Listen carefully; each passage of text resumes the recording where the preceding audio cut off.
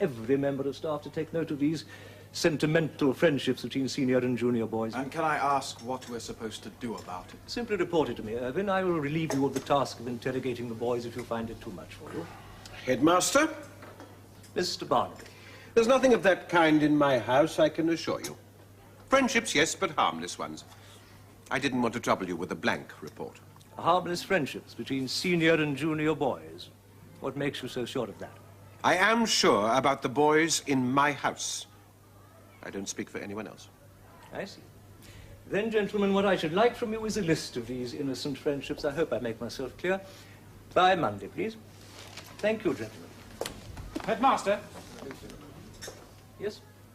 I shan't be sending a list. I'm also sure about the boys in my house, and I will not be a party to treating them like criminals. I see. Thank you, Pilot Jones, for being so frank.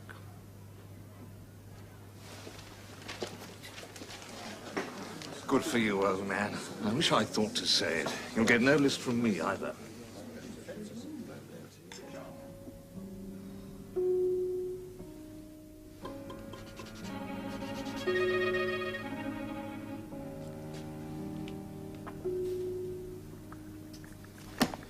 It's intolerable. I wouldn't believe one man could spread so much misery. Oh, come now, isn't that putting it a bit strong? No, it isn't. Little Stevenson in my house was in tears last night. He'd had 20 minutes with Alcock. Not the faintest idea what the man was getting at, except it was very serious. He must have done something terrible, and Alcock was threatening to write to his father. Poor little beggar. My senior dorm seems to have tumbled it. They leap away from each other like jackrabbits every time I set foot in the place. Barnaby. Hmm? Don't you think we are running rather risk? What do you mean? Up here alone together without a chaperone? If Alcock sees us, we'll be on the carpet tomorrow. I'm afraid I can't find it funny. Never imagined myself moving from this place, but there's much more of this sort of thing. I'll be applying for other jobs, like Carter and Irving. Seriously? Seriously? Haven't you considered it? For the odd fleeting moment. But who would have us, Barnaby? Who would have us? Jacqueline. Yes, not a bad little essay, but what a map. I've never seen anything quite so messy. Did you hold the pen in your toes? Pendleton kept jogging my elbow, sir. All right, do it again. Take out a new page, and this time I want to be amazed by your neatness. Yes. Veezy, Scrappy. Where's Veezy? He's not ill, is he? He had to go and see the headmaster, Mr. Pilot Jones. And Weatherby. It'll be your turn next, Pendleton. All right, be quiet.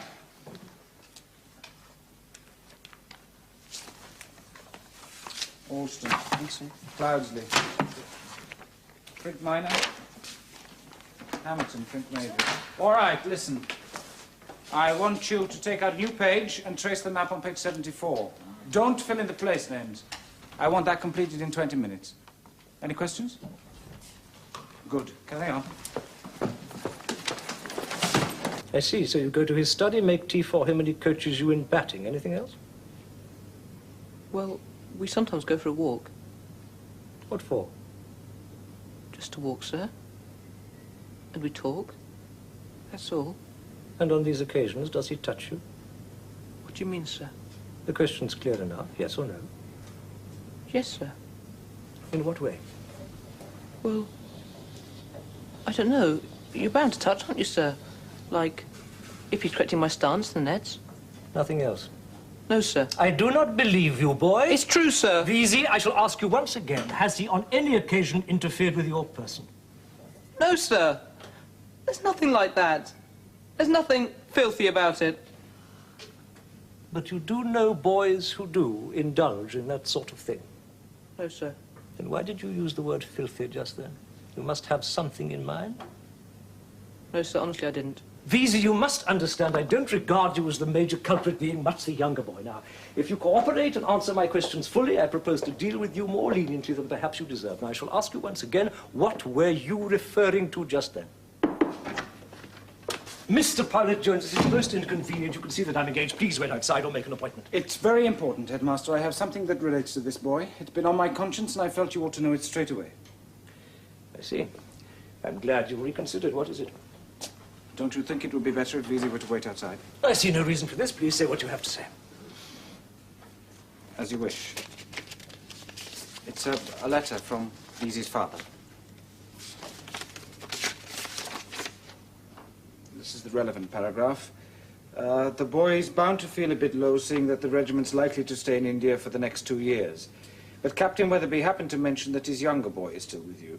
Could you put in a word with young Weatherby on the boy's behalf? I don't want him coddled, but it was a great relief to his mother to learn that a friend of the family would be keeping an eye on him. Wait outside, Veezy.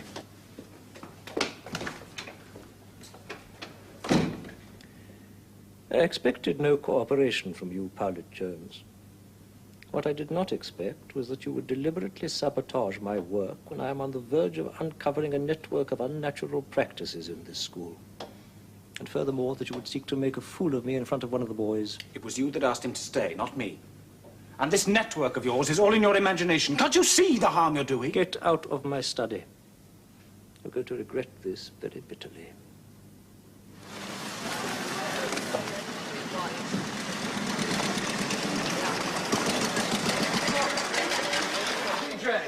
Glad I caught you.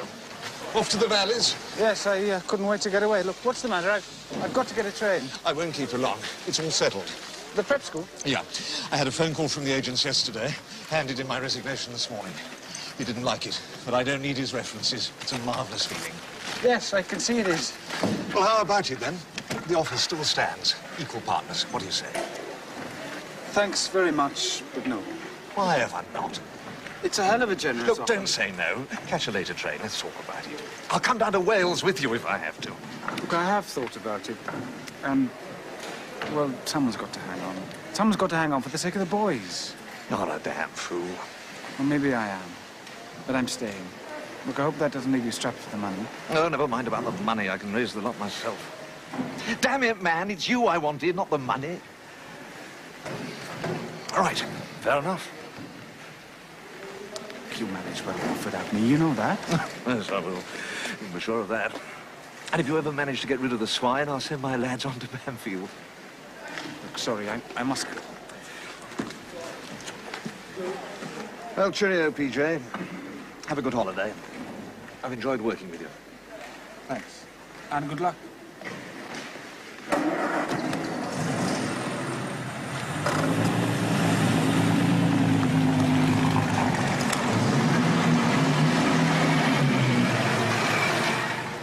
That I find exciting, going from one part of the country to another, is that working people are coming together more than ever before. The men in the Manchester mills and the women know about your struggles in the mines, and they're supporting your struggles, and they are counting on your support for them. And their employers are shaking in their shoes because they know they're going to get it. Time for one more question, boys. I can see the ladies are ready with the tea. We can't keep the ladies waiting. I've got a question for Miss Forster. Come on then, Emrys. Well, no. I've been sitting here, listening patiently, and from what I've heard, you wouldn't think we had a socialist government in this country. I mean, tell me if I'm wrong, like, but I read in the papers that the Prime Minister's called Ramsay MacDonald and he's a socialist. Well, what I want to know is, if he's a socialist, and if he's a Prime Minister, why don't he bring down unemployment and nationalise the whole bloody mining industry? Every member of staff to take note of these sentimental friendships between senior and junior boys. And can I ask what we're supposed to do about it? Simply report it to me, Irvin. I will relieve you of the task of interrogating the boys if you find it too much for you. Headmaster? Mr. Barnaby. There's nothing of that kind in my house, I can assure you. Friendships, yes, but harmless ones. I didn't want to trouble you with a blank report. Harmless friendships between senior and junior boys. What makes you so sure of that? I am sure about the boys in my house. I don't speak for anyone else. I see. Then, gentlemen, what I should like from you is a list of these innocent friendships. I hope I make myself clear. By Monday, please. Thank you, gentlemen. Headmaster? Yes?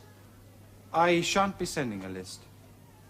I'm also sure about the boys in my house, and I will not be a party to treating them like criminals. I see. Thank you, Pilot Jones, for being so frank.